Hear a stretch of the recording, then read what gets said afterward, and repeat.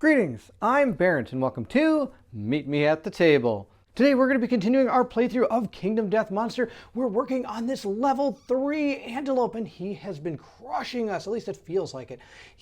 This person's still knocked out. We've been working really hard at trying to get through this Antelope, but we've only managed to do about 5 damage to him and he's done an absolute ton.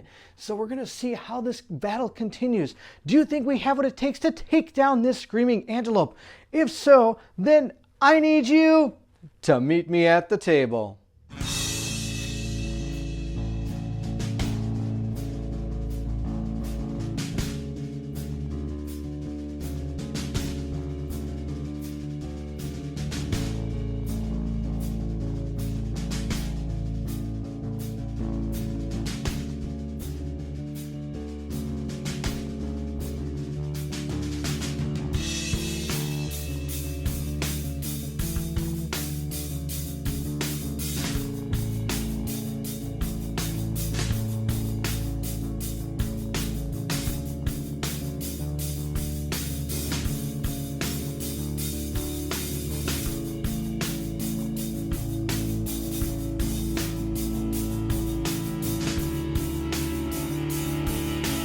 Now before we begin, there is one thing I want to mention, and that's when we end next to this thing. We take 3 brain damage and we end our activation. I wasn't sure how surges worked, and of course I was reminded of the wonderful rule of death. For those that don't know that rule, basically if you're not exactly sure how a rule is supposed to work, you should always side with the monster. So in that aspect, we're going to be taking 3 brain damage whether we stop during a surge or if we actually stop during an activation. I'm not going to go ahead and go back and take some brain damage. We've already, I think, suffered quite a bit at the hands of this monstrosity. We're just going to continue on going into the 4th round, and we're going to go ahead and roll first to see if he actually draws an AI card, because he is got a critical wound on him from his restless ear. It's a persistent injury. He is dazed, and the result of an 8+, the screaming Antelope is confused and instead makes a full move in a straight line whenever he would draw an AI card, which is what he's doing now. So let's see what he does. He got a 3. He is not going to move. He instead is going to draw his AI card.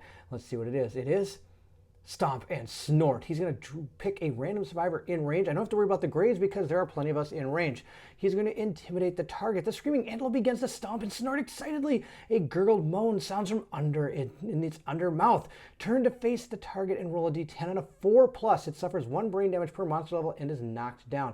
Now, in addition, if the target is insane, they're going to suffer knockback 5. So no matter what, if you're insane, you go back 5, but we're going to go ahead and see who he is going to target. And she is not, it doesn't say threat, so she is still considered part of this deal. So we're going to go ahead and go 1, 2, 3, 4, 5, 6, 7, 8. Let's see, we roll. We roll a 2. 1, 2. It is going to be him. Oh, no. All right, so he's going to roll, and if he gets a 4+, he is going to have to deal with all of this. He definitely did. So he's going to be taking 3 brain damage, and he's going to be knocked back 5.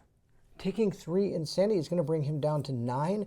He's got quite a bit because he never seems to end next to him because of that wonderful spear. Next, we have to knock back 5. 1, 2, 3, 4, 5, and he is knocked down per the card. So this is complete. Now, of course, we have to move into his diabolical card. So he's going to go ahead and target a random survivor in the trample zone, which is all of our characters except for him. 1, 2, 3, 4, 5, 6. Let's see how this works. 6. Oh no, he's going to go back this way. He's going to go 8 spaces.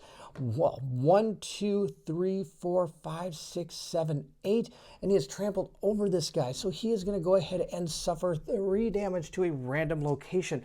Let's see what location that is. It is going to be the body. Taking 3 damage to the body is going to get rid of all of his armor in that location.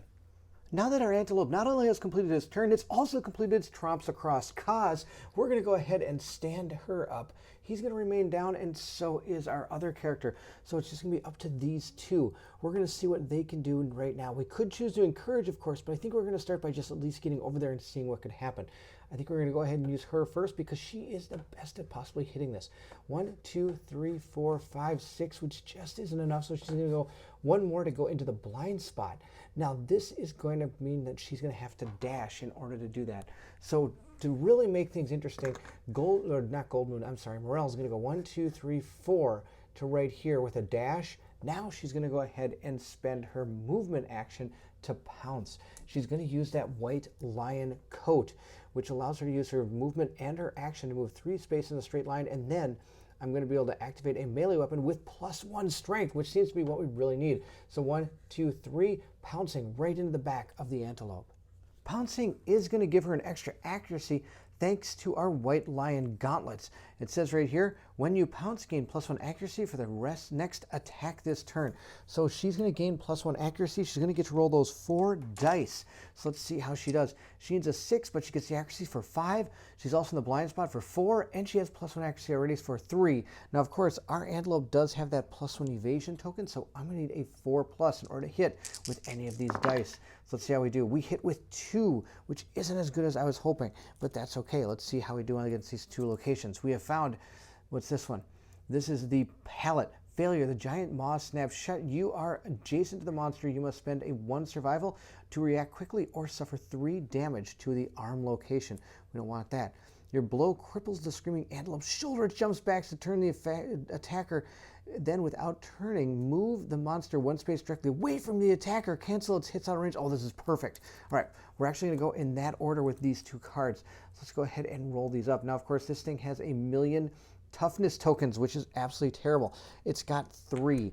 It should normally have 4, but of course we did hit with our Lance of Longinus. Sadly, it took me an extra round or 2 to remember that I actually had that going on. So let's go ahead and see how we do. We're going to roll up our die and see how it goes. We got a Lantern 10 against the pallet. So let's see what we get. A critical wound. The screaming Antelope chokes on the blood spilling from its undermouth. The monster gains a -1 speed token. Oh, that's awesome. So instead of taking a -1 speed token, I'm just going to remove one of these +1 speed tokens. If things change and I have to replace this, we'll be able to do that. But I think just putting on a negative speed token is the same as just removing this one in itself. I'm guessing it's not completely the same, but we're going to say it's pretty darn close, and we're just going to keep on going with it. Let's see how we do against this one. Oh no, we got a 1. We totally failed to wound this location, which would have been so much better to wound, but that's okay. We did do 1 damage to it. We're going to place our 2 hit locations here, and we're going to do 1 more damage to our Antelope. Morel's going to go down to 4 survival. I forgot to do that when I dashed, so we have to bring her down to 4. Now, of course, I also have to roll a D10 to see what happens when I run out of insanity and have to take 3 damage. We got a Lantern 10. Wow. So the great news is she's frenzied. The bad news is she's frenzied. She's going to gain D5 insanity. She's going to gain a +1 speed token, a strength token, which is really going to help. The problem is I'm going to be ignoring slow and melee weapons, and I can't spend survival. There's the big problem. You may not use fighting arts, you may not use weapon specializations or weapon masteries. I don't have any of those anyway, and it can be gained multiple times at last till the end of the showdown. So we're going to gain all those things. So here's our speed and our strength token. We get to keep those. Now, of course, we do get a little bit of insanity. Let's see how many we get. We rolled it off the board. Let's see how many we get. 1. Well, that's not going to save us from much. All right, we're going to go ahead and give us 1. At this point, I am also going to go ahead and eat our fresh acanthus. I think that's going to be best so we can gain back the armor in our body. I know we've taken a lot in the heads, but the body shows up more often than the head, though the head is a worse traumatic wound. Wow, this is a tough choice. I don't know which one to do. I wish everybody watching this was here with me now to tell me which one they think is a better one to go with. I am going to go with my body. Giving me back 1, 2, 3, 4 to the body is what I believe she's going to gain back in defense. And we're going to eat our fresh acanthus. Now I have to make a decision. Do we use Gold Moon to go ahead and get him up? I think we're going to go and encourage him. He's got that axe, and it actually is really good. So we're going to go ahead and drop her survival down to 5. She's going to encourage him to stand up. Kaz is going to go running in. 1, 2, 3, 4, 5 to dash, 6 to move in. He doesn't have anything that's going to help him with like actually jumping in or charging or anything like that. So he's going to go down, or he's going to roll to see if he keeps his survival. And he did. So he's going to stay at a 7 survival. He's going to go ahead and attempt to hit this person with that Butcher's Cleaver. In order to use his Butcher's Cleaver, he has to perform an action to get his composure back. I totally forgot about that. So he's going to go ahead and spend his action to do that. Now he's going to surge to hit with this. Let's see how he does. He's going to go ahead and keep the survival for that. So in the order of operations, he would have surged or even used his action to gain his composure, then moved in and dashed, and now he's going to go ahead and attack with his Butcher's Cleaver. He gets 2 dice, and he needs to get a 5+ 4+ because he's in the blind spot, and he gets a 3+ because of his accuracy. Of course, bring it back to 4+ because of the evasion token. And we hit 1 time. Oh man, we need to hit more than that. All right, let's see what we did. Reflex, the monster turns to face the attacker. All right, fantastic. It can totally turn to face me. That would be great. Oh, I totally missed. All right, it's going to turn to face me. So this antelope is going to turn this way, face our attackers. This person is now going to dash 1, 2, 3, 4, 5, 6, and it's going to attack 1, 2, right to there. Now, before I make my attack, he has to lose 3 insanity because he ended his activation adjacent to that evil, vile antelope of death. And of course, since he has none, he's going to go ahead and take a injury right here, and then he's going to go ahead and roll on the table. And he got an 8, so we're going to have to go see what that is. Lunacy, gain a random disorder, and D5 insanity. Woo! So let's go ahead and take our disorder deck, give it a good old truffle shuffle here, and see which one we get. We're going to go ahead and pull out our top card. It is this one, and we have found another hoarder. Whenever you're returning survivor, archive 1 resource and gain from the last showdown and gain a courage. Wow, I'm going to have anything left by the time these guys are done. So we're going to go ahead, write hoarder here. We're going to roll our die to see how many how much insanity he gets. Oh, we got 5. That's really good. All right, there we go. Now we're going to have Gold Moon go ahead and attack. She's going to go ahead and use her round shield to block. So if we're going to go ahead and put the 1 on this die right here. So she's blocking with that. And she's going to go ahead and hit with the Whistling Mace. She needs a 6+. So he has an evasion token, but I get to hit him in the blind spot. So let's see how we do. We hit him once. So again, it's only once, but that's okay. Here we go. We got him in the, what is this? The giant mouth. If attacking with a melee weapon, I roll a 1 or 2, that is going to be a terrible, terrible day. So let's not get a 1 or a 2. Let's get a natural 10. That's what we want. Come on. Oh, we got a 5. That's not going to do anything either. 5, what is it? 6, 7, 8, 9, 10. That's not even close to enough. So again, we have, what's he at? 12, 13, 14, 15. Yeah, we have failed to hit. And we're going to lose 3 insanity. Why do I even attack with her? Well, we have to try to do something. Now, sadly, she has no insanity, so she's going to have to roll on this evil table of death. Let's see what she got. She also got an 8, and we just got done with that. She's going to grab a random disorder, and she's going to get D5 insanity. She's going to gain 5 insanity and a random disorder. So we're going to have to take our disorder deck, which I think we've seen all of it by now. If not, we're going to see it by the end of this fight. Wow, we're getting so many of these disorders. This is just terrible. We're going to go ahead and take this one, and we have found Immortal. You are immortal. You will live forever. You cannot be killed. While you are insane, convert all damage dealt to your hit locations to brain damage. If you are so busy reveling in your own glory, you cannot spend survival while insane. Well, good news, she's not insane. But she is now apparently immortal. But she does, oh, she is insane. She's got 5 insanity. All right, so that's good and bad. So she's going to actually take damage to here. Okay, well, also, first thing, another thing I'm going to do is I'm going to get rid of this Fresh Acanthus. We're going to go ahead and use this to heal the body area. Now, the body area had some special things. She had a whole ton of stuff going on. I don't know if a lot of it's going to pertain right now. I'm going to go ahead and just take the 4 from here, and we're going to go ahead and just put it there. I don't think I get all the extra stuff that goes along with it because we've already in the fight. And this is just healing, what is it? Archive this to fully heal 1 hit location, including injury levels and armor points. I don't think I get any extra armor points from stuff we were doing. If that's wrong, please let me know in the comments below. Like, should I have gotten my shrine? Should I have gotten the crystal thing? I'm not exactly sure. We're going to go with, again, that rule of death, and I'm going to say that I can't actually do that. Now, of course, I do have to archive this, but I just want to keep it there, so I remember to write down Immortal. At this point, she's going to go ahead and surge to a 4. She might as well try to hit him again. Since we blocked with the shield the last time, we're going to go ahead and attempt to hit with it. And we got a Lantern 10. Wow, we actually hit with it. That's pretty amazing. Let's see what we got. We've got Restless Rump. Reflex, turn the monster away from the attacker and full move forward in a straight line, cancel all hits now in range. Oh, that's awesome. All right, so apparently I hit with the shield and he got pissed off and ran away.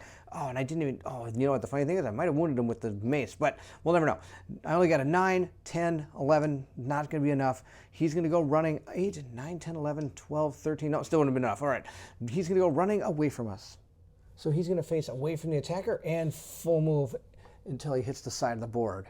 That's the end of our turn. We're going to have to go ahead and see if he's going to be running at us, or if he is, he's going to move forward in a straight line, which is going to be fantastic and terrible all at the same time. She can't dodge, but he can. He can dash out of the way of this thing. He's totally going to dash out of the way. 1, 2, 3, 4, somewhere over here. We'll see if we can keep his survival. Yes, he does. This thing's going to move 8. 1, 2, 3, 4, 5, 6, 7, 8 over to here. she's going to get trampled on again. So she's going to take D3 damage to a hit location. It is the hands. So she's going to hit in the hands. He's going to move to about there. So this is not a good place to finish dashing, because otherwise he's going to, actually what he's going to do, he was right here. 1, 2, let's see here. He was right here, so 1, 2, 3, 4, 5. Nope, that's terrible. He's going to end right there. That's the best he can do. That's going to be okay, though. I've got a really cool plan. I think this is going to be okay. My worthless frenzied character here is going to go ahead and take 3 to the hands, and that means I don't think this person's ever going to get the fight again, because I need to be able to dash to get to this thing. Of course, now that he's done, he's going to move 8 spaces because of his diabolical. 1, 2, 3, 4, 5, 6, 7, 8, right over to there. We're going to go ahead and stand him up, and good news, it might be Lance time. Let's hope we've picked up a few tricks after fighting some of those Kingsmen and the hand about when it comes to skewering things. It's time to get this guy. We're going to go ahead and dash. 1, 2, 3, 4, 5 to there. And then we're going to go ahead and use our activation for our movement to slam into this thing. 1, 2, 3, and that's, oh wait, that's not enough. All right, we're going to dash to here, and then 1, 2, 3, 4. You have to move at least 4 spaces in that dash in order to make it a slam action. We're going to slam him that way, which is totally awesome, because now I'm not adjacent, so I'm not going to take any brain damage, and I'm not going to fall down. Oh, I wish I had more spears, and I wish I would have brought the bow. We're going to go ahead now and use our Lance of Longinus to see if we can take out some more damage on our Antelope. Our Lance is going to need to hit on a 6+, and I get 2 speed with this. I get +1 accuracy with my character, but of course with the +1 evasion tokens, I need 6s in order to hit. And we got him again with only 1 hit. I need to be getting more than 1 hit with this thing. Let's see how we do. We've hit the Restless Shank. Roll a d10 for each survivor currently in the monster's blind spot. We don't have anybody in the blind spot, so we don't have to worry about that. We're just going to go ahead and roll our die and see if we're able to wound him. We got a 6 plus 9 is 15. I have to remove one of these accuracy tokens for right now, or sorry, toughness tokens, because of course we did slam him, meaning he's going to get -1 toughness. So we got a 15 on a 12, 13, 14. This is a wound, and we're going to go ahead and surge, bringing his survival down to 2. Now the bad thing is he does not have one of the 2 crab spiders. I gave it to Gold Moon, and I also gave it to, well, Morel, who is never using that kind of stuff again. So we're going to go ahead and make another attack with our Lance of Longinus, and we got 1 more hit. Again, need to be hitting more than once. Let's see how we do. We've hit the Restless Hoof. Failure. All right, if it fails, we'll read that, but I'm hoping I don't fail. I got a 3. Oh, this could be interesting. 3 plus 9 is 12, 13, 14, and he's got 12, 13, 14. That is just enough to go ahead and wound him, so I don't have to worry about the failure. I'm not even going to read it. He's going to take 2 damage, and we're going to move into the next person's turn. If there was ever a definition of whittle, whittle, whittle, this is the definition. We are slowly whittling him down. All right. Kaz is going to activate next. He's going to go ahead and dash 1, 2, 3, 4, 5 to right there, and he's going to go ahead and see if he keeps his survival. He does not. He is going to go down to 6 survival, and at this point now, he is going to surge. Let's see if he gets to keep his survival again. He does get to keep his survival this time, and he's going to use that cat eye circlet to look at the next 3 hit locations. We're getting dangerously low at these. I'm sure the trap's near somewhere. The trap is not in there. Wow. All right, he only has 5 insanity. He's going to take 3 when he becomes adjacent to this, and there are really only 3 other cards. So that means the trap has to be coming pretty quick. So we're going to go ahead and put these back in any order. I'm going to go ahead and put them back in that order, and we're going to go ahead and now we're going to take our movement 1, 2, 3 over to here, and we're going to go ahead and hit him with our Butcher's Cleaver.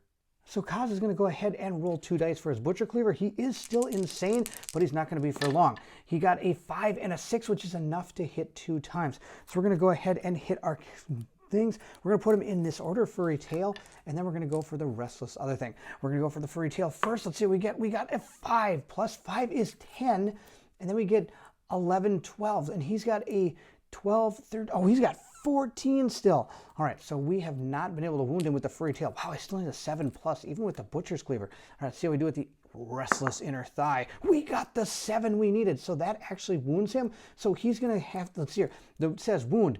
Your attack disables the monster's powerful running muscles. The Screaming Antelope gains a -1 movement token. Awesome. So we wounded him, and he gets a -1 movement token. So again, we're going to put our 2 here. I've done 1 more wound again, and this time he is going to gain that -1 movement token. We're putting it with all the other token collection that he has over there. That's going to be probably the end of our turn. No, I've still got Gold Moon. Kaz is going to take 3 damage to his brain, leaving him with only 2. We're going to move into Gold Moon's turn. She's going to go ahead and dash, bringing her survival down to 3. And she's going to go 1, 2, 3, 4, 5, 6, 7, 8, 9, 10. That might seem like a really big dash, but I'm actually dashing then moving. And we're going to go ahead now and hit this guy with our Blood Paint. Our Round Shield and Whistling Mace Blood Paint combo here is pretty awesome. We're going to start with the shield. He's actually going to hit with this because she hasn't actually used it at all. She needed a 7+ because she's in the blind spot. She's always in the, well, she actually is in the blind spot, but normally she's always in the blind spot. That's pretty awesome. All right, we have found, I don't know why I attacked with this because there's not very many cards left. We know what this one is. This is the super dense location. I really just need a critical hit here in order for anything to happen. And we got the critical hit. Wow, that's amazing. All right, so the giant tooth here. It says here, gain 1 Screaming Antelope resource, and that's a wound, which is key. So we're going to go ahead and take the top card. We have found a Shank Bone. We're going to give that to Gold Moon. Oh, good work, Gold Moon. All right, we're going to go ahead into our next attack. We've got our Screaming Mace, or Whistling Mace. I have to roll 3 dice. I need a 6+. I hit 1 time, but look at this. I got a 1, and I'm going to remember it this time. I am going to have to take 1 damage to a random hit location because I hit myself. All right, we're going to hit her in the waist, bringing her defense in the waist down to 2, but that's okay. We did still hit with our 6 right here, so I'm going to go ahead and draw our next hit location. This could be the trap. There's only 3 cards left. All right, we have hit the Restless Chest. Wound, turn the Screaming Antelope to face the attacker and full move forward in a straight line. Oh, this could be really bad. All right, because we don't have any dash anymore. But I have to wound it, which means the only way to wound this thing is to critically hit it, so that means it's not going to happen. I got a 9. Does she have any luck at all? She has 1 luck. That's amazing. She actually has a luck point on her character card, so she got a critical wound against him. So again, we've got gain 1 Screaming Antelope resource. Internal bleeding weakens the monster. The Screaming Antelope gains a -1 damage token. So again, instead of taking the token, I am going to remove one of the damage tokens. Oh my gosh, she just came through in a clutch maneuver. So with those 2 hit location cards, that's 2 more wounds off the stack. And I also gain a Screaming Antelope resource. We've got another pelt that I'm just going to give to Gold Moon. She just racked up the resources for doing such a great job. We're going to move into our Screaming Antelope's turn because there's nobody left. I could surge with her, but I don't want to do that. I think that would be bad. She is going to take 3 brain damage, bringing her insanity down to 2. So she's getting, the next time anything happens to any of these guys, they're actually going to have to, well, roll on that table of sadness again. Well, we're going to roll here to see if he's actually going to take a card. He is going to take a card. Let's see what he does. He is going to back kick. That's hilarious. In the blind spot, in range, closest threat, in range. Okay, I actually do have somebody in the blind spot. So turn the monster. So target is in the blind spot. Okay, well, the person's in the blind spot. All right. Destroyed hoof. The Screaming Antelope's lame limb gives out. It is knocked down. That's not going to happen.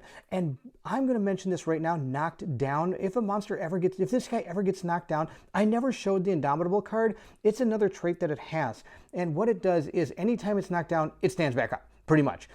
If it ever happens, I'll bring the card out and show you. But it's supposed to have that, and I didn't talk about that in the setup or in the when we were fighting it at the beginning of the last battle.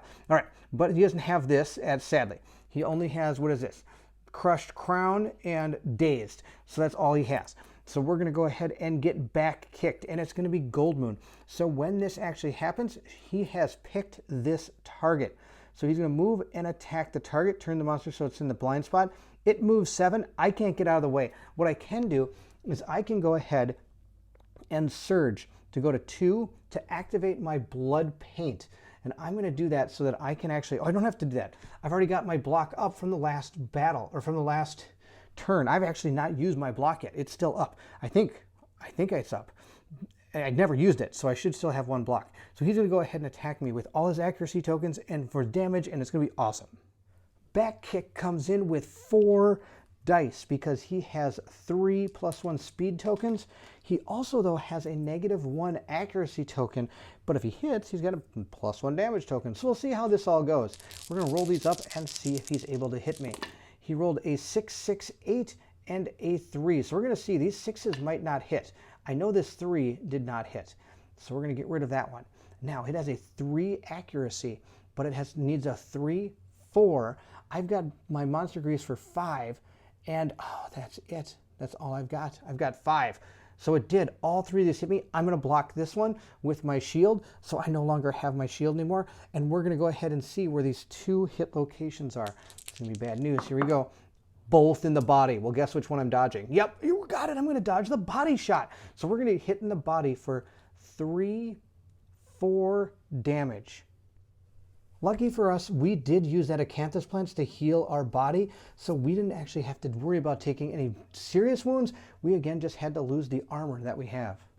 Now, of course, we have to deal with our diabolical, and there's only 2 people in his diabolical path. So I'm going to go even here and odd back there. We rolled an odd, so he's going to turn and run straight through that guy. There's, again, not much I can do about this. If I wanted to, I could move him down over here so that some of our other characters could get to him. Let's see where he's going to go. 1, 2, 3, 4, 5, 6, 7, 8. Actually, I'm fine with him doing that because I can get him so that, oh, I didn't have to knock him over. Oh, yeah, I do have to knock him over. He gets collisioned, and he's going to take 3 damage to a random hit location. He's going to take 3 damage to the waist. But look how close he is to Morel, who has that frenzy, so she can't use any survival. So now is a perfect time to be able to get to her. Oh no, it's not a perfect time because you know that trap is coming up pretty soon. So maybe there's a different thing I can do here.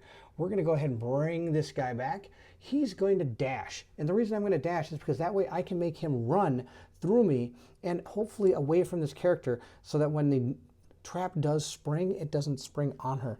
So I'm going to have him dash 1, 2, 3, 4, 5. I don't know, over here, let's say. So he's going to go 1, 2, 3, 4, 5, 6, 7, 8. Straight through him. Well, I don't want him there. Look at me moving this guy around. Okay, I'm going to go right here. There you go. 1, 2, 3, 4, 5, 6, 7, 8 to right there. That's fine. She also is going to get collisioned. He's going to get collisioned. I'm okay with that. He took 3 to the waist, and she's going to take 3 to the waist as well. And the reason I did that is because I know that trap's going to fire off, and I don't want anybody near this thing when it does. Now, I know most likely there would have been a better plan than this, but first off, we have to deal with Immortal. I forgot that I had that, but I'm not insane anymore, so actually I can't use it. I'm going to go ahead and get rid of my waist. 1, 2, and 3 to the waist. But actually, now I think about it, I don't think I could have attacked. Oh, I can't remember. I'll have to look that up. She's going to go ahead and lose 3 to the waist, so she's done there. We're going to move over to other character. He's also going to lose 3 to the waist, which means he's going to be going down to taking a light wound as well. Yes, I did do it wrong. The Immortal card does say, while you're insane, convert all damage dealt to your hit locations to brain damage. You are so busy reveling in your own glory, you cannot spend survival while insane. I think she was insane when she dashed, and I don't think she was able to do that, but that's okay. We're going to keep on playing. I just wanted you to be aware that I think I made that mistake. We're going to go ahead and stand Morel up, which is going to be good, but now we need to get this guy. He's going to go ahead and dash. He doesn't have anything that prevents him from dashing, as far as I remember. I don't think so. Okay, we're going to go ahead and move him down to 1, and that's just fine. He's now going to dash. 1, 2, 3, 4, 5, and then he's going to dash. Oh, let's see if I get this right. 1, 2, I'm going to go 1, 2, 3, 4, 5. No, I'm not going to be able to get it. Okay, I can't slam him because I don't have a straight line because she's in the way. I could encourage her to get her up, but that's okay. We're going to slam him forward 1, and we're going to go ahead and attack their spear, and I think we're probably going to hit that trap now.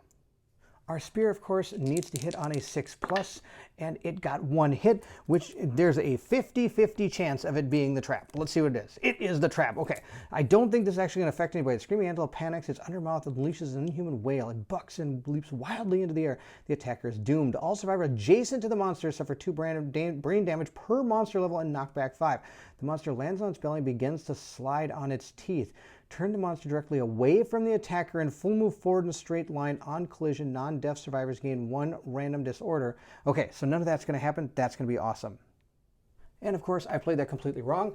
This thing shouldn't be here. I can't slam because I couldn't get the straight line on him. So I want to stand kitty corner so I can use my spear, cause this thing to activate its trap, and then move 1, 2, 3, 4, 5, 6, 7. I forgot about the -1 movement token. There's so many different things in this game. All right, that is where he is. We're good. This thing has gone ahead. He's done his stuff. He only has 1 survival left, which is pretty bad. We're going to go ahead and shuffle up our hit location deck, which is pretty much the entire thing. And we're going to go ahead and give it a big old truffle shuffle here. And we're going to have Morel see if she can actually do something. She's frenzied, so she's going to run in there, and then she's not going to she's going to probably get some majorly bad thing happen to her. We'll see how it all goes. We'll cut it right about there, and we're going to go ahead and fight. She's going to move 1, 2, 3 right to the blind spot. Let's see how this goes. You're frenzied after all. You're going to want to attack this thing. So here we go with our cat fang knife. I get 1, 2 for the 3 for the knife, 1 for my white lion gear, and I get an extra 1 because I am frenzied. We're going to see how we do against this guy. I have my +1 speed token. It's right there. Of course, he's got +1 evasion, so I'm going to need a 7, 6, 5 because I'm in his blind spot and I have +1 accuracy. So in a 5+, I got a lantern 10, which is awesome. I'm going to gain a +1 strength token for that. So she right now is rocking 2 +1 strength tokens. But look at this. I hit with all 5 things. This could be really good or really bad. We'll see how it goes. 1, 2, 3, 4, 5. I got 5 things here. I have found the Restless. Oh no, the Restless Eye is a terrible one. No, she only has 1 insanity, so it's not terrible. But let's keep on going. Palate, giant mouth, restless muzzle, fuzzy tail. Oh, this is all awesome. Not a single thing is bad, but I do have to do this one first. Let's read it. The screaming antelope's massive eye glistens with human-like fear. If the attacker's insane, cancel all hits. Otherwise, the attacker suffers 1 brain damage. And she has 1 insanity left, so she's going to go down to none. She has none, which means she's going to get totally destroyed when this... She's going to have to roll on that table after we're done here. I got to get all these dice out of here, and now we got to figure out what we're going to do. I'm going to go ahead and hit this location first. So let's roll it up and see what we get. We got a 9, and she has no luck. Oh, that would have been so much better. All right, but I think that's still going to be a wound. Let's see what we got here. We got on 1, 2. Then we've got 3, 4, 5, 6, 7, 8. Plus 9 is a 17. That's enough. This is a wound. I'm going to stick it right underneath there. All right, our next one. Let's see here. Now I'm going to have to look through these and see which ones we go after next. We're going to put them in this order. So we're going to go first with our restless muzzle, and let's see how it goes. We got a 6, 7, 8, 9, 10, 11, 12, 13, 14. This thing has a 15 toughness. Oh, that's terrible. I wasn't able to pounce or anything, so I don't get the extra speed or strength. I really get 1, 2, 3, 4, 5, 6, 7, 8 plus 14. Yep, missed. All right, that is not a hit. Now we're going to go with the furry tail. Let's see how this goes. Come on, something big. Oh, a lantern 10. That's big. I like it. It says, gain 1 screaming antelope resource, and he gains a -1 accuracy token. Oh, man, we're really rocking this guy. So I'm going to go place this with his other tokens, and I'm going to gain the top card from our resource deck. We have got Muscly Gums. We're going to go ahead and give that to Morel. All right, we're going to continue our onslaught here. We have wounded 2 times. Again, I'm going to stick this underneath here, and now we're going to go into our next one. It's going to be our giant mouth. And we got, oh no, we got a 1. This is going to be terrible. Check this out. If the attacker with a melee weapon and the wound roll in this location of 1 or 2, the monster consumes your weapon. Archive the gear and cancel the attack. If attacking fist and 2 suffer the dismembered severe injury. I just lost my cat fang knife. Oh no, now I have to go fight that lion again just to get this back. All right, and that cancels it, so that means this isn't going to happen either. So we did 2 wounds, and we lost our cat fang knife. Now, when he gobbled up this cat fang knife, he's going to go ahead and gain back one of those +1 speed tokens, because every time he devours something, he gains a +1 speed token because of his hyper metabolism. Whenever a monster consumes terrain or gear, the monster gains +1 speed token. Oh, absolutely terrible. So good news, bad news, we did 2 wounds. I'll take it. 2 wounds, bad news is we lost our knife. Ah, bad news. All right, we're going to go on to the rest of our turn. If we look at Morel's gear grid, well, it looks like she's become pretty worthless. She has to fight fist and tooth, and I no longer have 2 connected, so I don't even get this +2 strength anymore. She's only going to be wounding on a critical from now on, I believe. That's the only way she's going to wound. And on top of that, she has no insanity, so she has to roll on that evil vial table of death and see what happens. She has got a 7. Let's go check it out in the book. And this is something we've seen before. It's D5 insanity, which means she's going to gain back 4 insanity. And of course, I get a wonderful disorder. So let's see what disorder I am able to pull out of this thing. It's going to be awesome, I bet. Let's see here. It's going to be something magical. Come on, here we go. And we got, what's this? Fear of the dark. Oh, that's not going to be good in this land. It says you cannot bear the oppressive darkness any longer.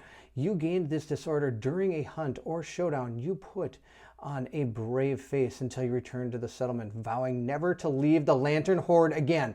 Well, nah, that's that's terrible. All right, so she has fear of the dark, and she gains 4 insanity. Unbelievable. It is now our Antelope's turn, who is not afraid of the dark. We're going to go ahead and roll, see what he does. Well, he's just going to go forward a little bit, right up there. Now he's going to turn around and run straight back through her. She's going to go 7 spaces. 1, 2, 3, 4, 5, 6, 7, right to there, and she's going to suffer some damage. That's going to be terrible. We're going to see where she suffered 3 damage. It is to the head. She's going to get knocked down as well. Good news, she's never been hit in the head, so she's just going to go ahead and go down to 2. What? No, 2 more armor left there. All right, we're left with only really 2 people that can do anything. That's him and him. She can do stuff on crits, but I sadly illegally did something with her last turn. So I'm going to just stand her up, stand him up. Now she is not insane, so she does not have to, she can use her survival at this point. Now sadly, I can't really set up a slam with him. I would love to, but he's down to 1 survival. Meaning, if I was hoping probably to surge with that, to be able to hit a couple more times with that Lance of Longinus, because that's way good. So we're going to move 1, 2 to right here. And we're going to, oh, but the slam is an automatic. I really like that slam. How are we going to do this? I could dash to right here, and then I could go ahead and move 1, 2, 3, 4 to right here. That would slam him back here. And I could still attack with my spear, but now I'm going to get diabolical. There's a chance at least I can't dash out of the way. So nope, we're going to go ahead and just do our normal movement to right there and hit him with the spear. I think that's our best bet. Is it? We'll find out. The lance is coming in at a 6+. Let's see how we do. We missed completely with the lance. Oh, that's terrible. All right, so we are going to surge with our last and final survival and see if we can hit with this lance. Come on, we need to hit. We hit twice. All right, at least 2 hits come out of this thing. Let's see how we do. We have got the restless tiny hands, and we have got the delicate inverted knee. If you hit with a club, oh, I'm not going to hit him with a club or shield. I'm hitting with a giant spear of death and destruction. Roar! We got a 5 + 9 is 14. 15, 16, enough. He has taken a wound there. Next, we're going to go against the restless tiny hands. And we failed. So these things are going to, we have to spend an action to gain our composure. That's terrible. I have no survival left to do this. I am going to gain 1 insanity, bring my insanity up to 10, and I'm going to flip this over to remind myself that I have to make sure to spend an action before we can do anything with him at all. So we're going to go ahead and do our 1 wound. Would have been better if it was 2, but that's okay. At this point with Kaz, we are going to forego any of that cat eye circlet stuff because really he's about the only guy now that can hit for the next 2 turns because he can't even attack next turn.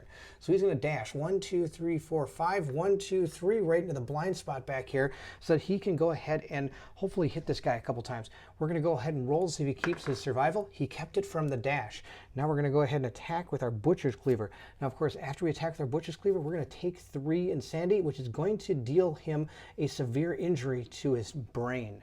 We're going to go ahead and roll up. We need 4s now with him because I am in the blind spot. He still has a +1 token, but that's okay. I did hit once, so we're going to go ahead and see what happens. We hit the Restless Shank.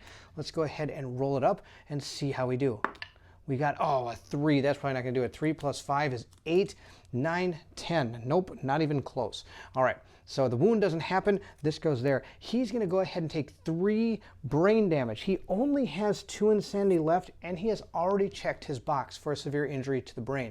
So we're going to go ahead and roll, see what happens to him. He got an 8.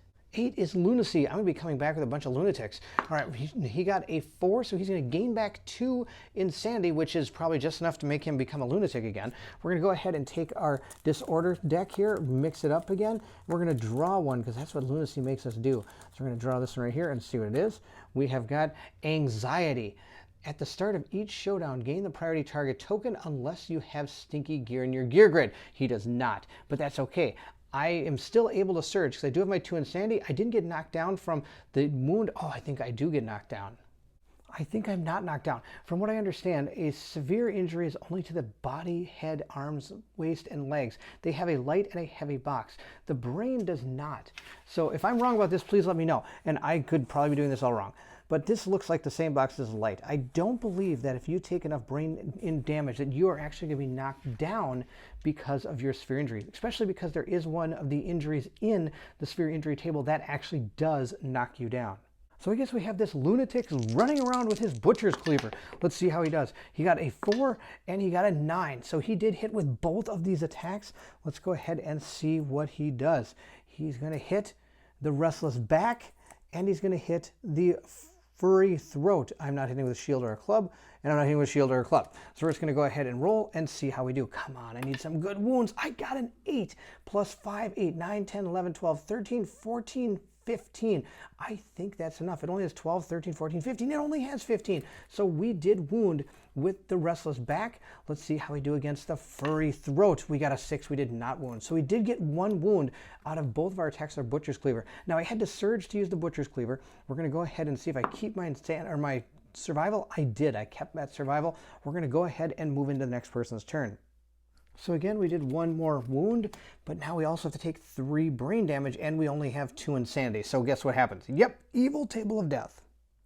So I'm going to be honest, I didn't even write the 2 here because I knew I was going to lose it when I attack next time. So we're going to go ahead and roll and see what we get. We got a 3. Oh, that's even worse than anything I've rolled before. 3 is actually really good. It just says that I have memory loss. I'm going to lose 2 levels of weapon proficiency, and guess what? I don't have any. So, haha. Joke's on you. Of course, the bad thing is I don't gain any more insanity because of this roll, but I also don't actually gain any more disorders. When good news, I can only have a maximum of 3, which I think all of our guys do.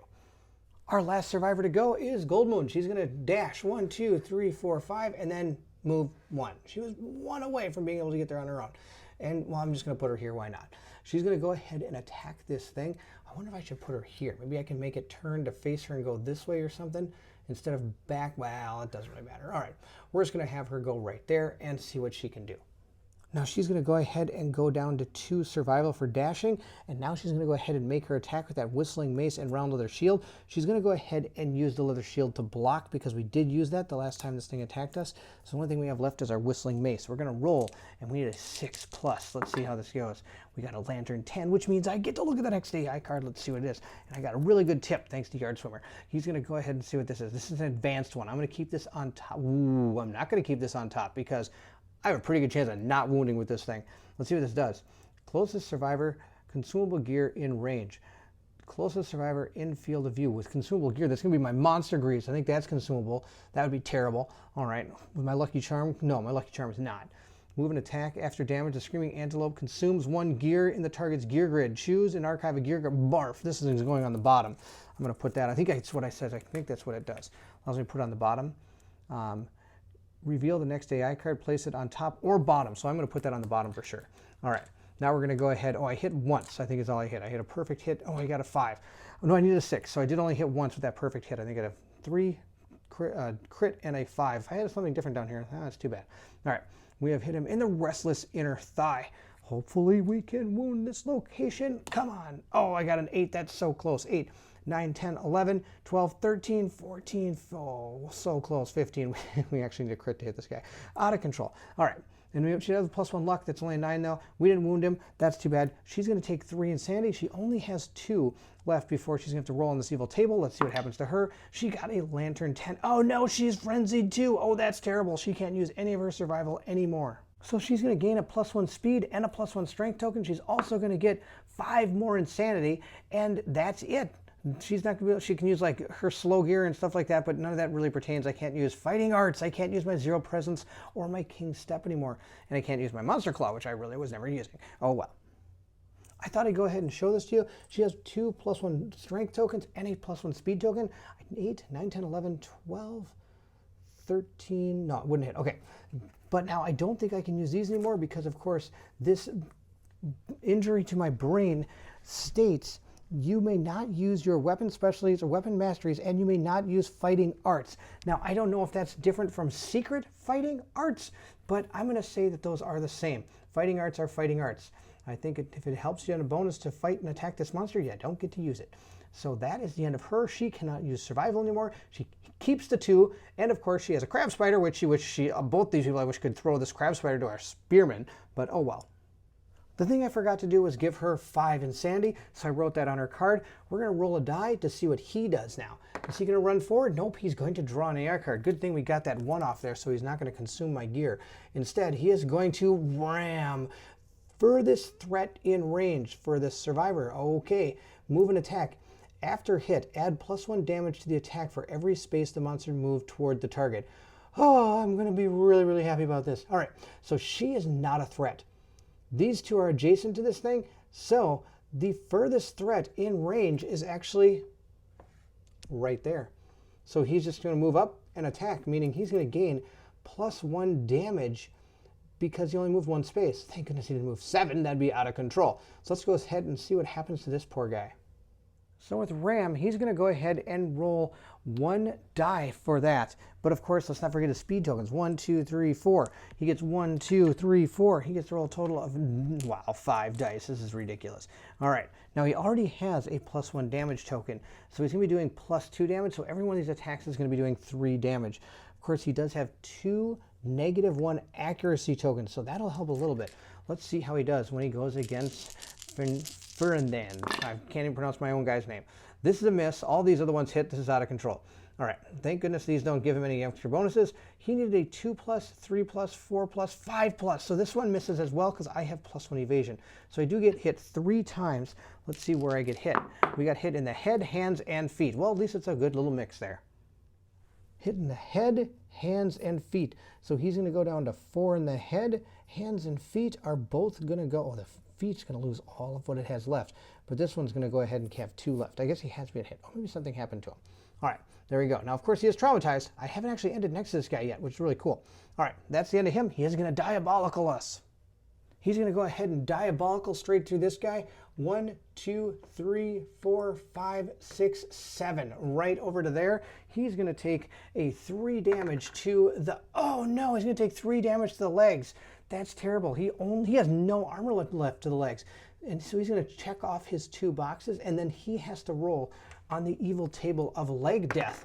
And he has rolled an 8. So we're going to have to go and see what that severe injury does. So Fearedin is going to grab a bleeding token because he has a broken leg. He gets a bleeding token, but on top of that, he suffers -1 permanent movement, and the injury is permanent and can be recorded twice. Oh, that's absolutely terrible. Now, of course, anybody adjacent to him is going to suffer 1 brain damage, but there isn't anybody adjacent to him. He also gets knocked down because this thing ran over him, and he also suffers severe injury, which is awesome. So that's the end of him. He's going to go ahead, like I said, and take this bleeding token and -1 movement, which is terrible. Now we're going to go into our turn. He's going to go ahead and encourage this guy because he still has 4 speed, which is still going to be enough. He's going to go ahead and roll to see if he keeps his survival. He does keep his survival. He's going to go ahead and slam. 1, 2, 3, 4. That's enough to slam this guy back 1 square. 1, 2, 3, 4, 5. Meaning it's out of range of her. Oh, well, that's too bad. She'll be able to get there eventually. He's going to go... Oh, she stands up. The girl over here stands up. He's done moving. Slam right into him. He's going to go ahead and attack that Lance of Longinus. And of course, I just realized I actually can't attack my lance because, remember, I had to compose myself. So he's not able to attack with the lance, but he did able to knock him back, meaning that he's going to have -1 toughness this round, according to our screaming armor here.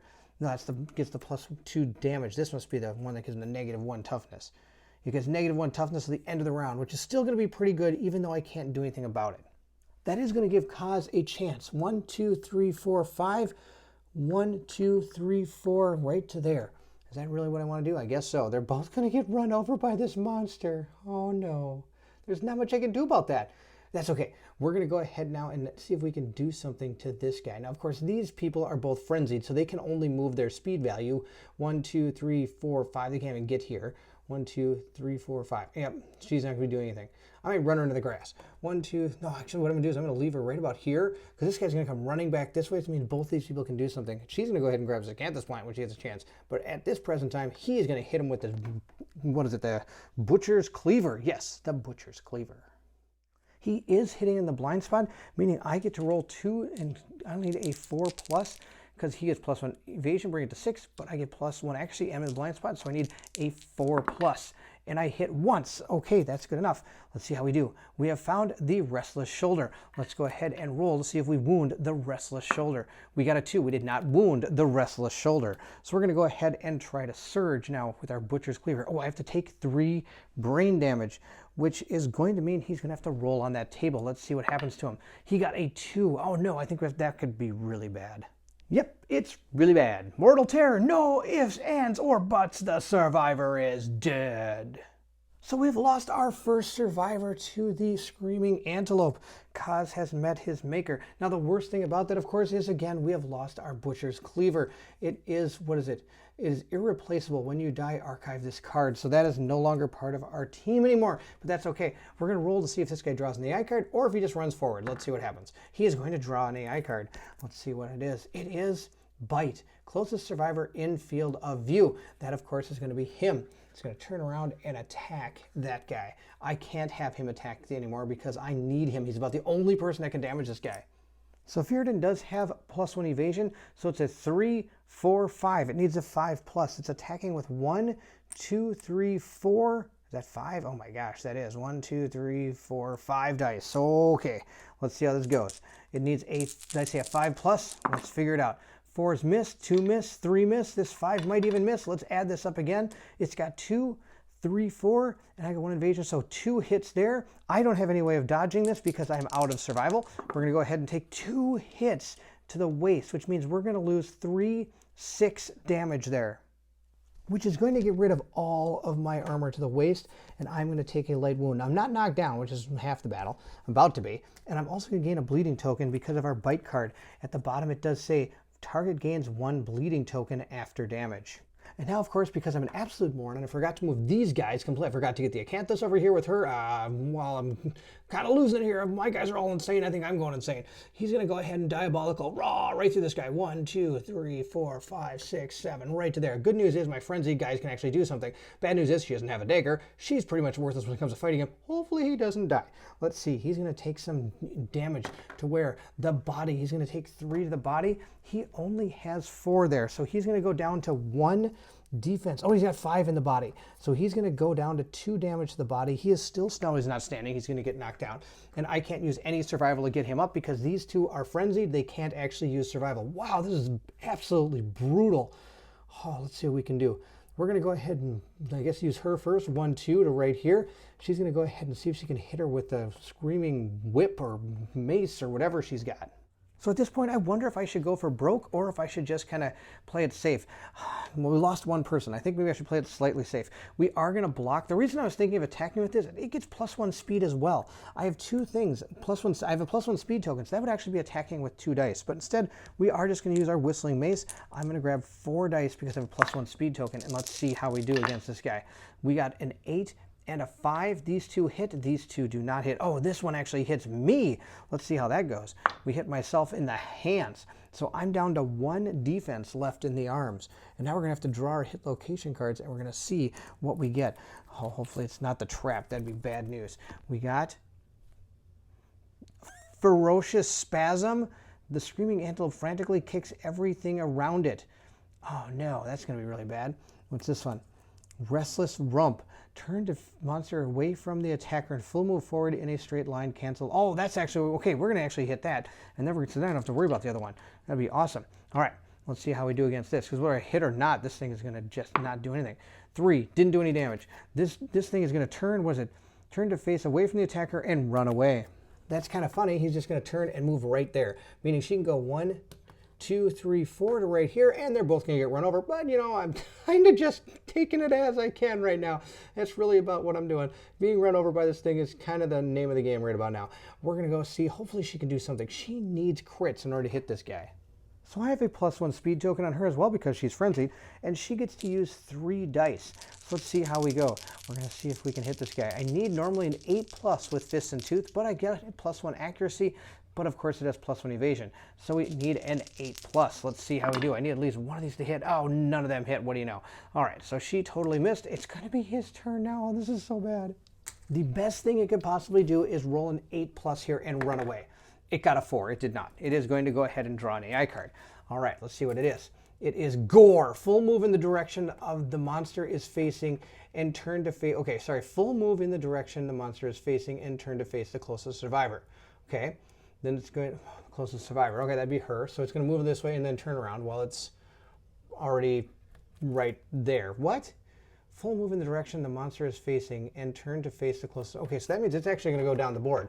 1, 2, 3, 4, 5, 6, 7, all the way into the corner. You can barely see it. Now it's going to go ahead and pick a target. Random survivor in range.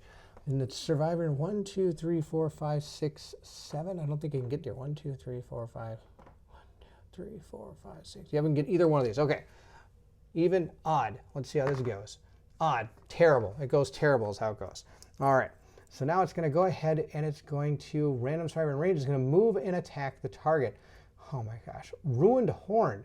It pitfall attack fails. A random survivor gains 1 survival. Wait a minute. This might not all happen. I have to go ahead and check this. So here's the deal. I think we got really lucky. We have hit the gnarled horns and caused a persistent injury, crushed crown, which means that it's going to affect some AI cards. Now, from what I understand and what I've read, this actually means that this ruined horns is the crushed crown. That's what, from what I understand, it's what people think because it's actually not real. But there are no ruined horns in the hit location deck. There isn't any crushed crowns in the AI deck. So most people are believing, and I do too, that this is supposed to be either the crushed crown or the crushed crown is supposed to have the ruined horns. So the attack fails, any random survivor gains a +1 survival, which is awesome. So let's see who gets it. 1, 2, 3, 4, 5, 6, 7, 8, 9 off the table over there. 7, 8, 9. Yes, he got the survival. That's the only guy that can actually use survival. So he is back up to 1 survival. Oh, that's awesome. All right, he's up to 1 survival, and we're going to continue on, which means that he is going to go ahead now and do his diabolical. But before we do that, she did end adjacent to him, meaning she's going to suffer 3 brain damage. And she does have some brain damage, so she's going to go down to 1. I shouldn't actually have put them together. This was a really bad plan. I was just so interested in making sure I could get them, but he's going to turn and go 1, 2, 3, 4, 5, 6, 7. He's going to end right here. These two are both going to get knocked down because they collided with them, and they're both going to take 3 damage to something. Morelle's going to take 3 damage to her waist, and she's going to take 3 damage to her head. Oh, ouch. Morelle's 3 damage to the waist is going to bring her down to 1, which, oh man, look at these guys. They almost have no armor anywhere. And Gold Moon hadn't gotten hit yet in the head, so she's going to go down to 3 in the head. So that's not too bad. He's going to go ahead and stand up. Now, he does have 1 survival, and there's only 1 AI card left on the deck. And we know what this is. This is the one where he's going to consume gear and become stronger, which is going to be terrible. So we're going to go ahead and move 1, 2, 3, 4, 5. I'm going to spend that 1 survival. Is this a good idea? Probably not. To dash 1, 2, 3, 4 to right there, and we're going to hit him with the Lance of Longinus. All right, we really need this lance to hit. It needs a 6+. He has +1 accuracy. Of course, our monster has +1 evasion. And of course, he has all these +1 tough tokens and everything. He's a monster. We're going to go ahead and see if we hit him. We got 2 hits. Okay, let's see how we do. We were able to get the giant tongue, -2 toughness at this location. That's perfect. And then what's this? A failure. Let's not have a failure. We're going to go for this first, though. Oh, let's see what the wound says here. It says that, oh, this is the one where he's going to take brain damage. He's got plenty of it. Okay. He's going to gain insanity or lose it. Not the end of the world. He has -2 toughness to this location. He got a 9. That's way more than, oh, and he's got his luck token. He's got his lucky charm. I get to gain 1 and Screaming Antelope resource. So not only is this a wound, I get a Screaming Antelope resource. Let's take the top one off the deck, and we got a Screaming Brain. Is there anything that happens to me? No. Wait a minute. Maybe it is. Archive this and gain survival up to your current limit. I'm eating this right now. We're eating this right now. I want my survival. Well, first we have to do this, I think. Let's see how we do. We got a Lantern 10, a critical wound on this as well. It says gain a Screaming Antelope resource. Persistent injury, destroyed hoof. The Screaming Antelope's hoof is ruined. It affects some AI cards. So we've done 3 of these super awesome wounds to this guy. I'm going to gain another thing. We've got beefsteak. Haha, I carved beefsteak out of him. All right. Wow, that was awesome. I'm going to go ahead now. I'm going to hate this so bad. I'm going to hate this right now. Archive this and gain a survival up to your current limit. So he now has 10 survival. Oh, that couldn't have came at a better time, because right now I'm going to use his survival to go down to 9. And what we're going to do is we're going to surge this Lance of Longinus. But first, I have to do 2 wounds to him. So we're going to take 1 card off the stack. We're then going to go ahead and shuffle up our AI deck and draw another one and put it off in the injury pile. All right, this one is in the wound pile, and we have our deck of AI cards. We're now going to go ahead and try to hit him again. I'm going to take 2 swings with my Lance of Longinus. Oh, and I missed both of them, but that's okay. He's got a lot of survival now. I'm pretty happy about that. He did not end adjacent to this thing, so we don't have to worry about losing the insanity or anything. And on top of that, the wounding rolls for the actual hit location cards don't play into effect because, of course, he did actually, critically wound that area. So now we're fighting against this antelope that doesn't have his brain, so maybe it's a zombie antelope now. I don't know. Maybe he's got 2 brains. Who knows how this works? He's going to go ahead now and do something. He's going to roll his die. If he gets an 8+, he's just moving forward. He's just moving forward. Now the weird thing is, from what I understand, he's just going to go 1, 2, 3, 4, 5, 6, 7 right to the board edge down here. And now his diabolical fires off, and at the end of the turn, the target faces a random survivor in the trample zone. So I think I have to just turn him around because, of course, our 2 survivors that he trampled through last time are still in the same spot. So again, I think he just runs back forward. 1, 2, 3, 4, 5, 6, 7. Nothing like fighting a dazed zombie antelope. From what I can tell, that's the end of the antelope's turn. These 2 are going to stand up, and I guess it's our turn. And I don't see why I don't start with the Lance of Longinus guy here, except I don't know where that trap is, and I hate to find it and get dead. But we're going to go ahead and I might just attack from there, because then I don't have to worry about it, because I can dash if I need to. Yeah, we're going to go ahead and attack from there with our Lance of Longinus. So again, here we go with our Lance of Longinus. We get 2 dice. I need a 6+. Let's see how this goes. I got 1. I hit with 1. Let's see what we found. We have found the Restless Flank. The monster turns to face the attacker. That's fantastic. He's already looking at me. Let's see what happens to him. Another critical. Yeah, this is so good. All right, we're going to go ahead and grab he gets a -1 toughness token. Let's see what it says here. Blood runs down the Screaming Antelope side. The blood loss weakens the monster, gains -1 toughness token. I get another Screaming Antelope resource. Pow! Another shank bone. Wow, this guy's loaded with stuff. And I'm just going to go ahead and remove a toughness token from him. And we're going to go ahead and surge this. Of course, I am going to take 1 card off the top of the deck. And we're going to move into our next attack. I'm going to go ahead and go down to 8 survival, which is just fine. I'm just going to plow through this guy's survival like it's nothing. He hit once again, which is awesome. Let's see what we hit. We've hit the Restless Chest. Wow, again, this trap's really far down the deck. Turn the Screaming Antelope to face the attacker and full move forward in a straight line. Oh, that's going to be terrible. All right. Oh, I should have moved the girls first because now he's going to go run right into him. Oh, why don't I ever learn when I play this game? All right, we're going to go ahead and see if we wound this. We got a 5 plus 9 is a 14, and he's got a 12, 13, 14, plus I get 2 more. So this actually wounds, but of course his wounding is going to go off. So we're going to put this here, take another wound off the top of the deck. He is down to 1, 2, 3, 4 wounds, and we're going to be able to take him down. Now, of course, we have to do the wound here. And the wound states, turn the Screaming Antelope to face the attacker and full move forward in a straight line. Well, he's already facing the attacker. I mean, technically, I could move him this way if I want to, but that's no fun. He's going to go barreling through these people. 1, 2, 3, 4, 5, 6, 7. It's my fault for not moving them. I totally should have moved them first and had them attack so that they don't get knocked down like this. All right, they're going to take some damage. Let's see where they're going to take damage. She's going to take damage to the hands. She's going to take damage to the legs. Damage to Gold Moon's arms is going to put her at, well, a heavy wound to there. But she doesn't have to roll on the table yet. And taking 3 damage to legs, she's still okay too. She's only going to have 1 armor left there, though. Now he can still move, and in a cowardly attempt to save himself, he's going to move 1, 2, 3, 4 into the tall grass and kind of wave to the girls over there as they're frenziedly laying on the ground. Now let's see what the antelope does. He's going to go ahead and roll, and he got a 4. So he is going to draw an AI card, which is probably going to be devastating to those 2 people laying on the ground. He's going to back kick. Oh, that's hilarious. In the blind spot. Oh, he's going to kick her. Oh my gosh, I totally set these 2 people up to pretty much get killed. I don't even know what I was thinking. Oh, this is terrible. Parent, what were you doing? In a blind spot in range. Okay, the monster turns to the target is in the blind spot. It is. Oh, I've got the destroyed hoof. The Screaming Antelope's lame limb gives out and it is knocked down. Oh, that's awesome because, of course, we did get the critical wound, persistent injury, destroyed hoof. Wow. All right, so this AI card is not even going to happen. That's awesome, and he's going to be knocked down. I'm getting really lost in the wording on this card. Whenever a monster attacks or is attacked, it stands at the end of the attack. So it attacked, fell over, now it stands up. Then it's going to go ahead and diabolical. Besides, there's nothing on this setting that says I can't do this while it's knocked down. Besides, it's got a whole mouth down here, and it crawls around on that during its trap card. So I'm going to guess it's just going to go ahead and plow straight through them. Again, so sorry, ladies. Here we go. 1, 2, 3, 4, 5, 6, 7. Right back down to here. They're still knocked down. This thing is going to go ahead and do some damage to them. 3 damage to a random location, body, and body. Here we go. So if we look here, she has no more armor left in the body, so she's going to take 2 of these.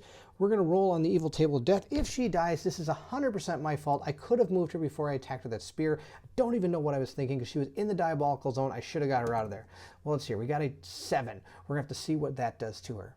She's ruptured her spleen with a roll of 7, so she's going to gain 2 bleeding tokens, and she's going to have to skip the next hunt, is how that is read. It says right here, you are going to have to skip the next hunt because you have ruptured your spleen, a vicious body blow, and I'm going to gain 2 bleeding tokens.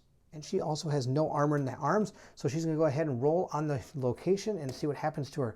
I'm going to roll it on the thing here. 6. We got a 6. Now, of course, we do have our dried acanthus that last time I forgot to use. I do have to use this, I believe. It says right down here, when you suffer a severe injury, ignore it and archive this instead. So we're going to archive this and ignore this serious injury. Now, the good news is everybody gets to stand up. The bad news is I might sacrifice one of these people because I know the trap is coming. No, he can trigger the trap without it actually affecting him. So he's going to move in 1, 2, 3, 4 to right here. And he is going to go ahead and attack with his lance. And it's probably going to do any damage because I'm probably going to trigger the trap. So our Lance of Longinus, of course, is going to roll 2 dice, and I need a 6+. I need at least one of these to hit. 1 did hit. Okay, I got a 50-50 chance. This could be the trap, or it could not be. It is the trap. Okay, good. That's actually good. I want to get this thing out of the way. It says that everybody's doomed. Everybody next to it's going to take damage. It's not going to happen. It's going to... Monster lands on its belly and begins to slide on its teeth. Turn the monster directly away from the attacker and full move it forward in a straight line. All right, we're going to go ahead and do that. So nothing about the trap is going to affect anybody. He's just going to move forward 7. 1, 2, 3, 4, 5, 6, 7, right down to the edge of the board. And that's going to be pretty much the end of the trap, and actually it's probably going to be the end of our turn. The girls can still do something, and they might actually do that. But I do want to get somebody down in this area, because if he draws an AI card that he can't do, he might run over and start eating these things, and he's going to start healing himself, and that is going to be absolutely terrible. So our trap does make us shuffle our hit location deck, so we're just going to go ahead and give it a big old truffle shuffle here. We're going to cut it a couple times. We're going to go ahead and put it back down. What we're going to do is I'm going to go ahead and move her 1, 2, 3, 4, 5, 6. This thing can move 1, 2, 3, 4, 5, 6 up to here. So if it can get to attack her, it's going to get to about there. She's going to move 1, 2, 3, 4, 5 to right here. And I could use my action to block. That might not be a bad idea. Let's do that. I'm going to use my action to go ahead and block. I'm going to go ahead and give myself that 1 extra defense against what this guy's about to do. But we, like I said, need to keep him in this area so that he actually is going to fight us. Now, of course, this could all be a moot point because I'm going to roll to see what he does. And if he gets a lantern 10, he's going to run 7 squares. 1, 2, 3, 4, 5, 6, 7. And now he's going to run in a straight line, which he's still against the board edge. So he's going to go another 7. 1, 2, 3, 4, 5, 6. He's all the way in the corner over there. Here's my panned out board of the Antelope. He's way down here. I'm way over here. I think we're going to get there. He can move 4. 1, 2, 3, 4. He can move 5. 1, 2, 3, 4, 5. She can move 6. 1, 2, 3, 4, 5, 6. I don't know if that's going to be good or not. He's going to draw an AI card, potentially. Let's see what he's going to do. He's going to go ahead and roll a die. And he got a lantern 10. He again is going to move forward in a straight line. 1, 2, 3, 4, 5, 6, 7 to right here. And now at this time, he's actually going to diabolical. And again, I have failed miserably and put my people in harm's way because I am terrible at this game. 1, 2, 3, 4, 5, 6, 7. He's going to go ahead and not only collide with her, he's going to cause her to knock back. Let's see, is she going to go? Which way is she going to go? She was right here as she got hit. I think she's, well, it lands there, so she's going to go 1, 2, 3, 4, 5 over here and get knocked down. She's going to take 3 damage to something, take 3 damage to the head. Oh, that's terrible. Actually, it's not too terrible. She actually still has 3 on the head. So she has almost absolutely no armor except on the legs. She has 3. It's time to do some stabbing with our lance. 1, 2, 3, 4. Oh, that's not going to be a good enough spot. I got to get a little bit better than that. Oh, no. we're going to have to stop right here. I was hoping to get in the tall grass, but again, I don't want to be next to him in order to take that insanity damage. That's going to be bad news. He's going to go ahead and stab him right there. Now, is that the best plan? He's going to go running in one of these two directions. He's not going to go that way, so I've kept her out of being killed this time. Here we go again with our Lance of Longinus. I need a 6+. We hit with one of these. Man, it's like it hits every time, just one time. And he has hit the Restless Inner Thigh. All right, let's go ahead and see what we do to that. Of course, if we wounded, he's going to gain yet another -1 movement token, which would be awesome. We got a 9. That's actually even better than I thought. He's going to go ahead and have a critical wound instead. Persistent injury, degenerating wounds. When the monster's injury worsens if it moves. Whenever the Screaming Antelope moves, it suffers an additional wound. Oh, I remember this card. This is how we beat it last time, and it's going to be fantastic. We're going to do some major damage to him. Of course, we are going to get rid of one AI card. The funny thing is, I always get that card almost right near the end of this thing. I'm going to go ahead and surge with this guy. We're going to go ahead and go down to a 7. And we're going to see if we can take the Screaming Antelope out.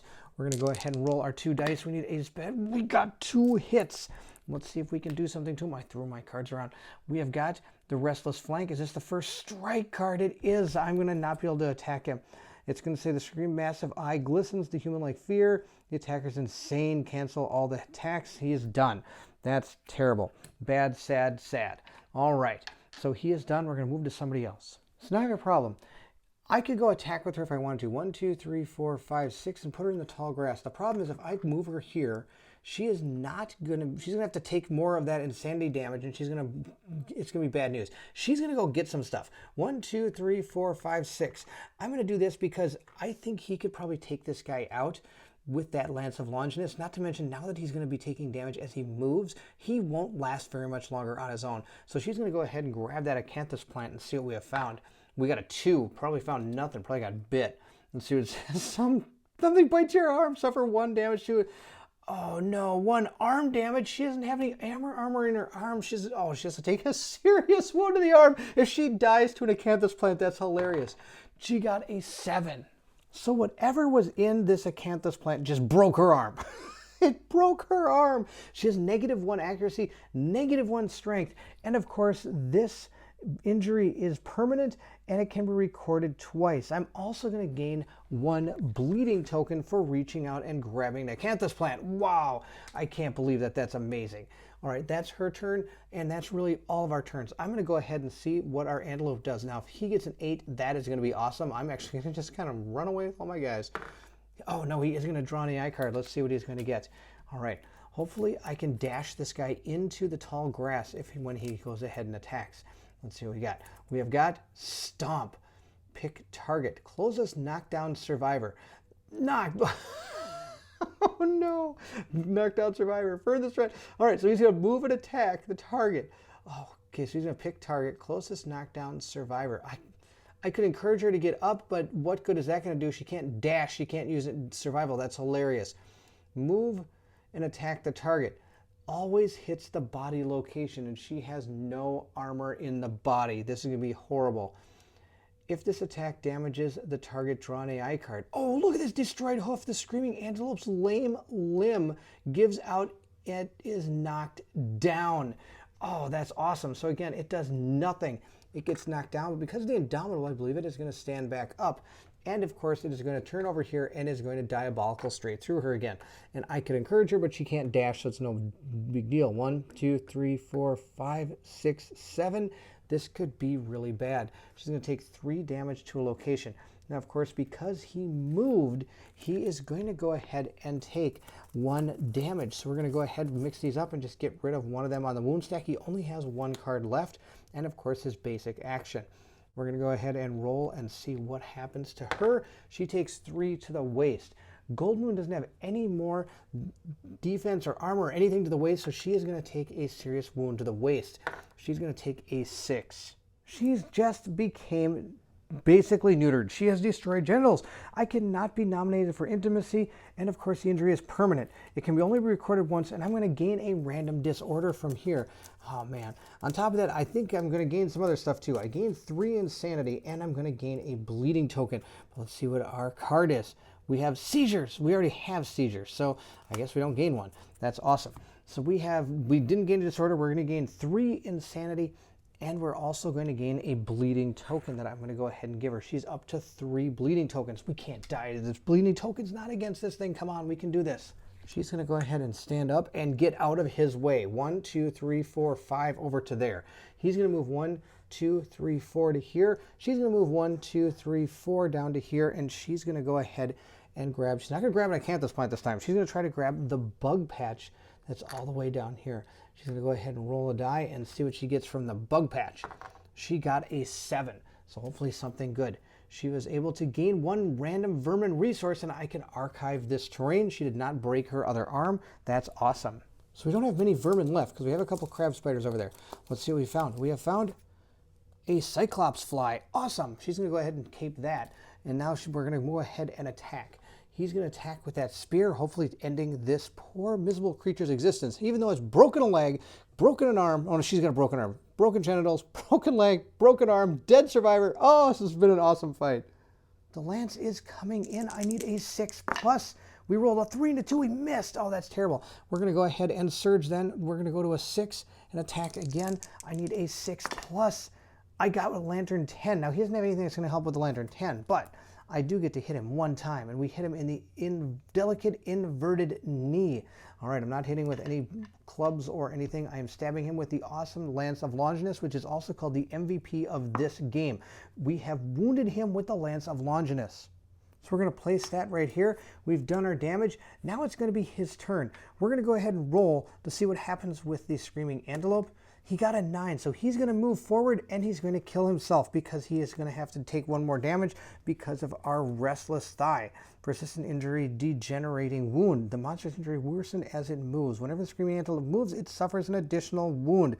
Oh, wait a minute. Discard this card at the end of the next round. Never mind, he is still alive. He is not going to be dead. I have to discard the card. I still did the wound, but he doesn't take any for moving. Oh, that's terrible. I thought the same thing. I thought it kept on going. Oh, no. We're going to go ahead now and move into his turn.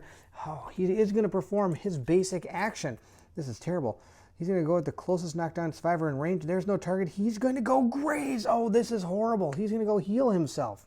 There's nobody knocked down. He's going to go graze. Oh, this is horrible. He's going to go ahead and it says the monster full moves to the closest Acanthus plant ends its turn. If the monster is on or adjacent to an Acanthus plant, archive the terrain and heal 1 wound. If there's no Acanthus plants on the Showdown board, instead full move forward in a straight line. Well, there sure are.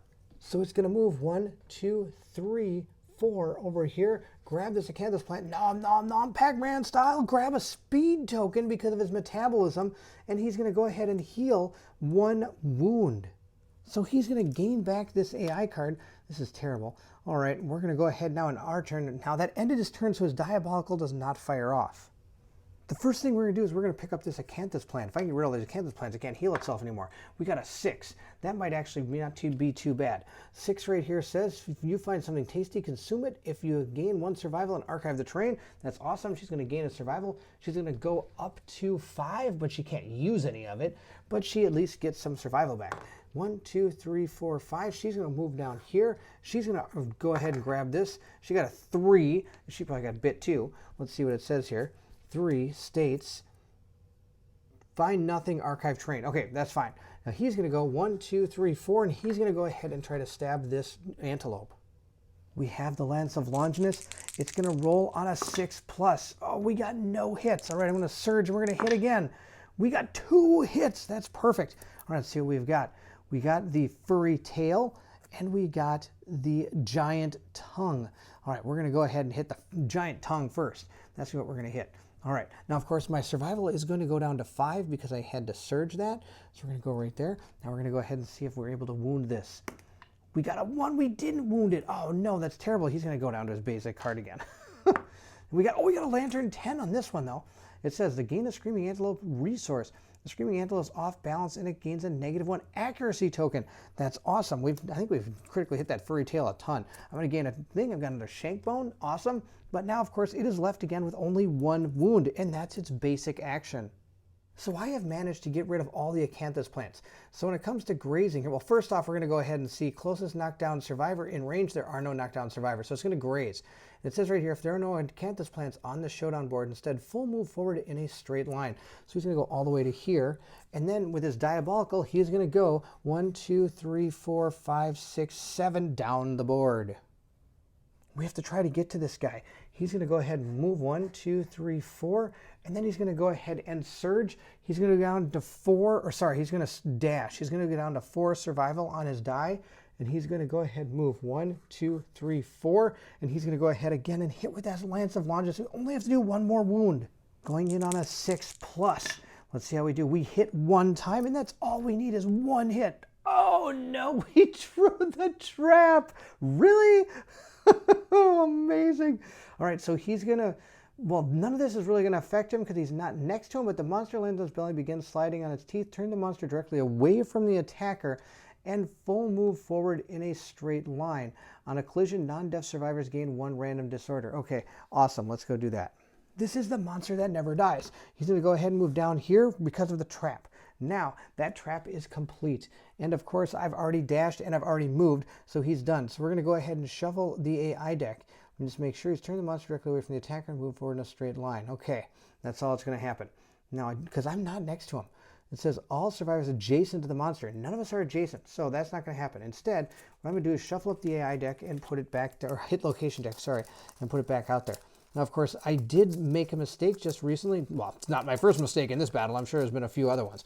But I did forget about the fact that I forgot to roll to see if he would have moved or drawn an AI card when he was supposed to go next. He's only going to move 1, 2, 3, 4, 5, 6, 7. And now his diabolical is going to fire off. There's nobody in any path, so he again is going to move forward. 1, 2, 3, 4, 5, 6, 7. Wow, it's like the showdown that never ends. This is going to be the worst plan of all time. We're going to go first off and move 1, 2, 3, 4. He's kind of right over here next to this giant face here, but I don't want to dash with him. He needs to keep his survival. She's going to go ahead and move 1, 2, 3, 4, 5. This is the worst plan ever. And she's going to go and attack this thing. So we get both our blood paint and we get our round leather shield that we can attack with.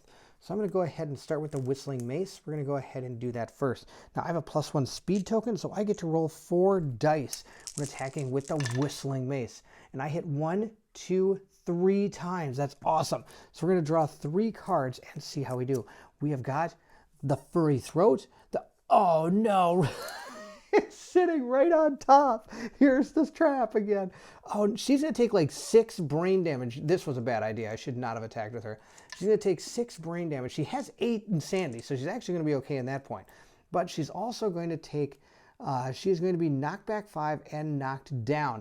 All right, that's going to be awesome. So all this disappears. She's going to get knocked down. She's going to take 6 injuries to the brain for insanity, so she's down to 2. And then she's going to be knocked back 5 and knocked down. So she's going to go 1, 2, 3, 4, 5. Good news she's in the tall grass. That's kind of half the battle. And now he is going to go move on his belly again, and he's going to go forward 1, 2, 3, 4, 5, 6, 7, and that's where he's going to end. Well, actually, I don't know. 1, 2, 3, 4, 5, 6, 7. In theory, he would probably be trying to run away from us, so I'm guessing he'd probably go this way. 1, 2, 3, 4, 5, 6, right over to there, which is awesome because he's so far away from me. She's just 1, 2, 3, 4, 5, 6. She's out of here. We're going to go ahead and roll a die to see what our screaming antelope does. He does nothing except moves 1, 2, 3, 4, 5, 6, 7 back over here. And now he's going to diabolical straight through her. 1, 2, 3, 4, 5, 6, 7, and it's going to knock her like this way, I guess. 1, 2, 3, 4, 5 over here. Wow, she's just getting knocked all over the place. She's going to take 3 damage to the body. She doesn't have any armor in the body. She's going to go ahead and roll on the evil table of death. Oh, there's the 1. That's the end for her. I think if I remember right, a shard of her own rib cage goes through her heart. Gold Moon has died. That was pretty sad. All right, it is our turn. I can't believe this can go so badly with only 1 hit point left. 1, 2, 3, 4. He's going to try to get over there.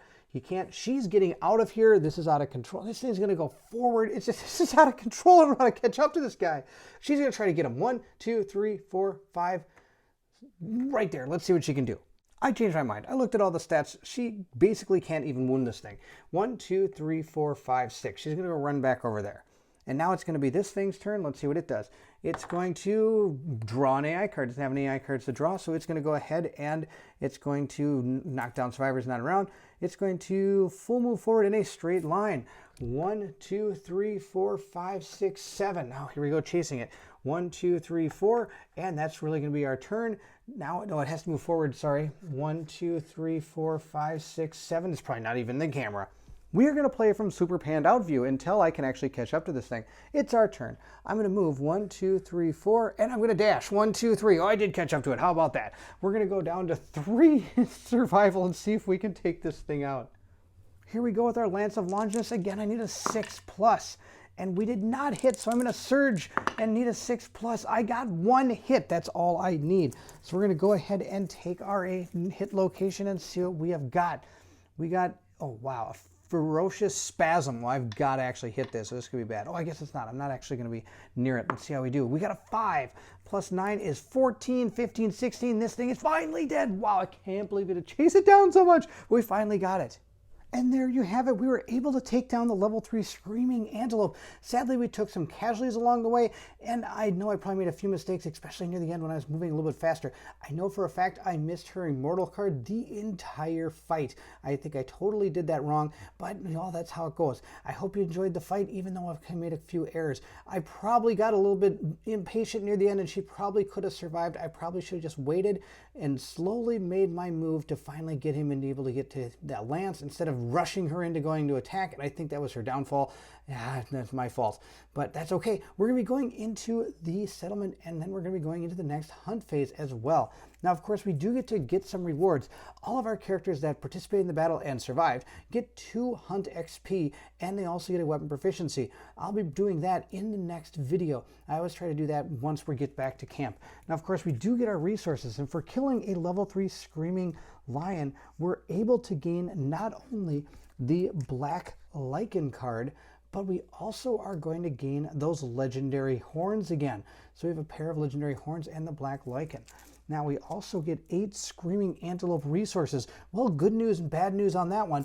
The bad news is 1, 2, 3, 4, 5, there's only, what, 6 left. So that's the bad news. The good news is we have every Screaming Lantern or Screaming Antelope resource because of all the critical hits we got during the fight. So we have every Screaming Antelope resource that there possibly is. Of course, we also get another 6 basic resources.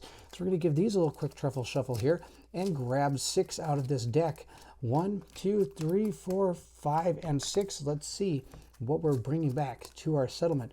We have a Monster Hide, a Broken Lantern, Monster Bone, another Broken Lantern, a Monster Hide, and a Monster Bone. All right, so we've got an absolute mountain of resources. Not to mention, of course, we decided to break down that man mask. So we've got another bunch of resources from that coming back to the settlement as well. So we have a ton of things going for us. Of course, one thing we don't have going for us is population. So we really have to work on that when we get back to our settlement. Of course, we did lose our Cat Fang knife. So who knows, maybe we might want to hunt that, what is it, the cat again? One of the cat that we fought before in order to get this, because I could go ahead and try to fight him again. So there we go. Our fight is complete. I hope you enjoyed the fight. If you did, don't forget to like, subscribe, and hit that bell symbol so you know when the next video comes out. Also, please feel free to leave anything in the comments below. I would love to hear from everyone. We're getting so close to the end. I can hardly wait to take on that Watcher. I think it's going to be a fantastic experience. Now, of course, I can go ahead and fight him at any time after our settlement event or settlement phase. And if you think we're ready for it, go ahead and tell me in the comments below. I might give it a shot. But if you think we need to get some more stuff, I always like to hear from everyone. People have been playing this game for so many years and have so much knowledge that it's great to hear from everyone. I love to get all that great knowledge. The only other thing we need to do is grab a couple vermin resources. We're supposed to get those as well. We got a Nightmare Tick and a Lonely Ant. We're going to be bringing those as well back to our settlement. Again, thank you so much for watching. And if you're excited to see if our survivors can make it back to the settlement without dying to some horrific event, then I need you to meet me at the table.